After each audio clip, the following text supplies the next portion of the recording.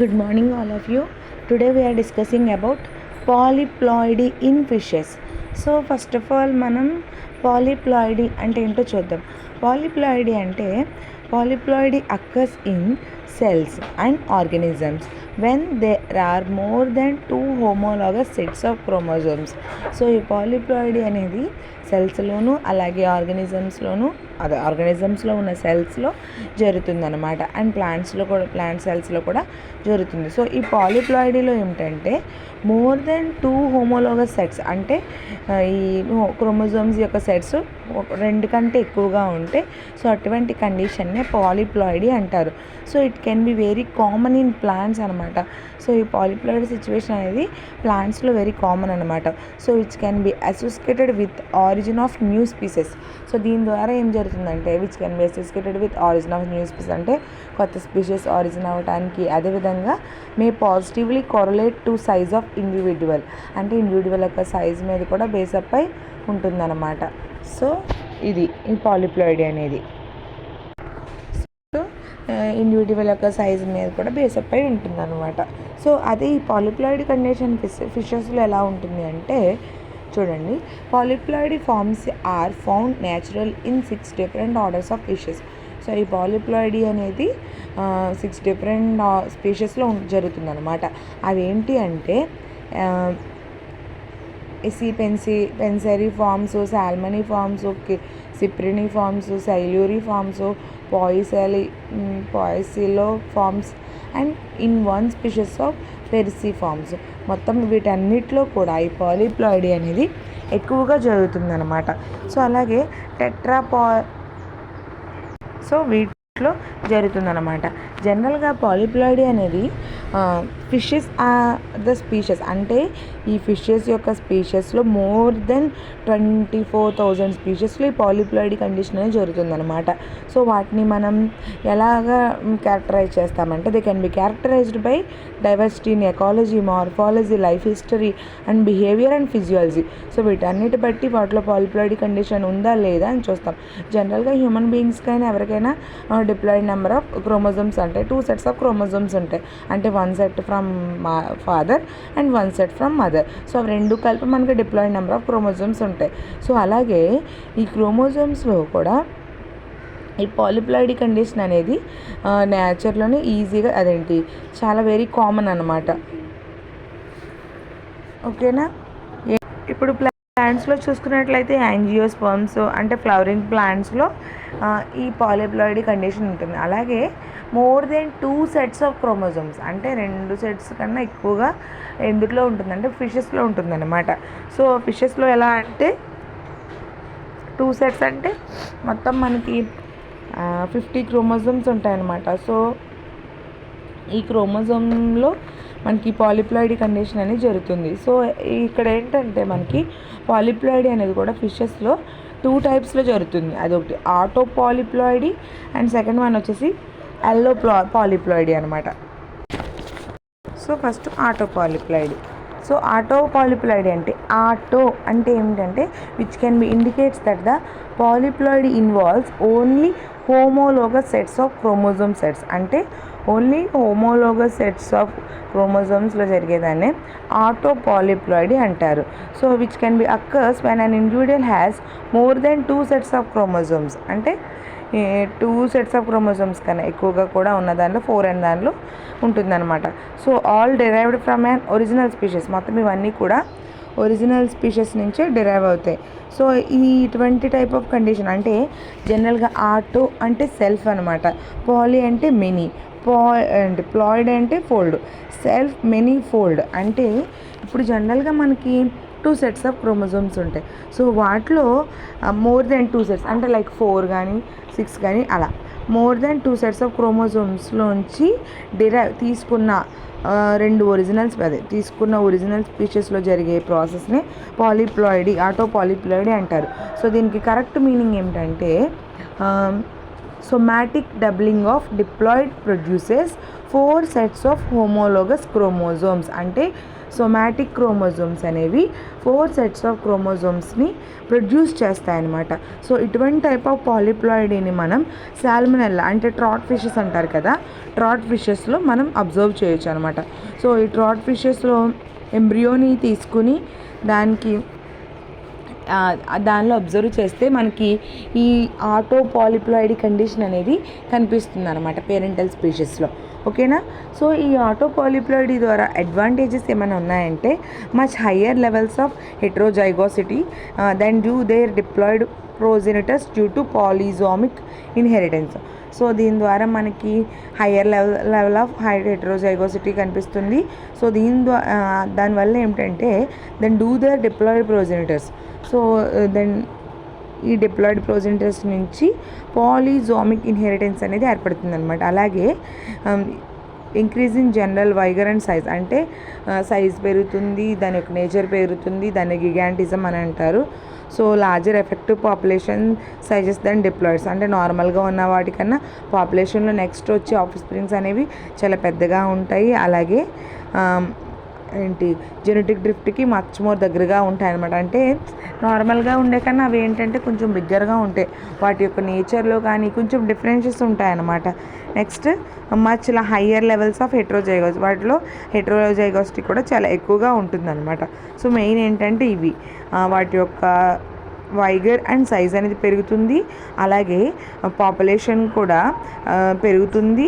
అలాగే they can be allows to relative to and genetic డ్రిఫ్ట్కి దగ్గరగా ఉంటాయి. నెక్స్ట్ వాటిలో హెట్రోజైగోసిటీ లెవెల్స్ అనేవి కూడా హైగా ఉంటాయి అన్నమాట.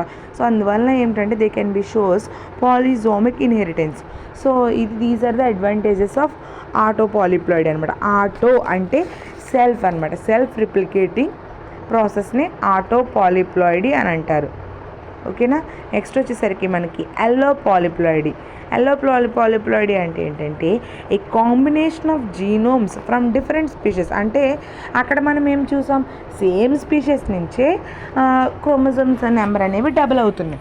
బట్ ఇక్కడ ఏమవుతుంది, డిఫరెంట్ స్పీషీస్ నుంచి తీసుకుంటారనమాట. So they can be result from hybridisation.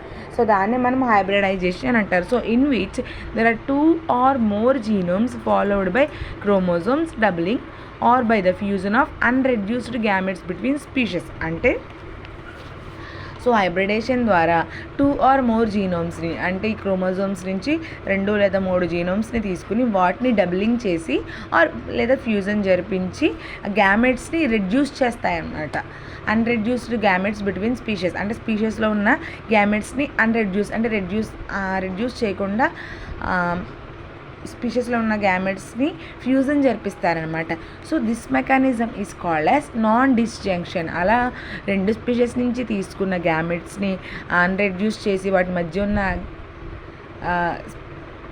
ఆ గ్యామెట్స్ స్పీషీస్ని రెండింటిని కలపడాన్ని నాన్ డిస్జంక్షన్ అంటారు. So the meiotic aberrance result in plants with reduced vigour. సో ఇది ఎక్కువగా ప్లాంట్స్లో జరుగుతుందని చెప్పాను కదా. అలాగే economically important natural allopolyploid crops include. So ఈ ఎల్లో పాలిప్లాయిడీ జరిగే క్రాప్స్ ఏమైనా ఉన్నాయంటే స్ట్రాబెర్రీ, వీట్, ఓట్, అప్లాంట్, cotton, oil seed, rape, blueberry and mustard. So ఇటువంటి టైప్ ఆఫ్ ప్లాంట్స్లో ఆటో పాలిప్లాయిడీ అనేది జరుగుతుందనమాట. ఆటో అంటే ఎల్లో అంటే which can be indicates that the non homologous sets of chromosomes. Already మీకు చెప్పాను కదా.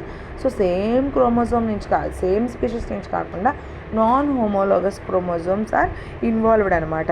సో ఇందులో ఏం జరుగుతుందంటే దీనికి correct meaning the union of unreduced gametes from different diploid species.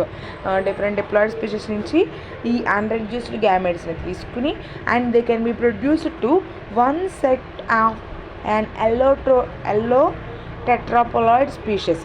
So allo tetraploid species నుంచి కొత్త స్పీషీస్ని ఆవిర్భవించడాన్ని ఎల్లో పాలిప్లాయిడీ అని అంటారు. అంటే 2 డిఫరెంట్ స్పీషీస్ నుంచి డిప్లాయిడ్ నెంబర్ ఆఫ్ గ్యామెట్స్ని తీసుకుని వాటిని ఫ్యూజన్ జరిపి వాటి నుంచి ఒక కొత్త స్పీషీస్ని ఏర్పాటు చేయడాన్ని ఎల్లో పాలిప్లాయిడీ అని అంటారు.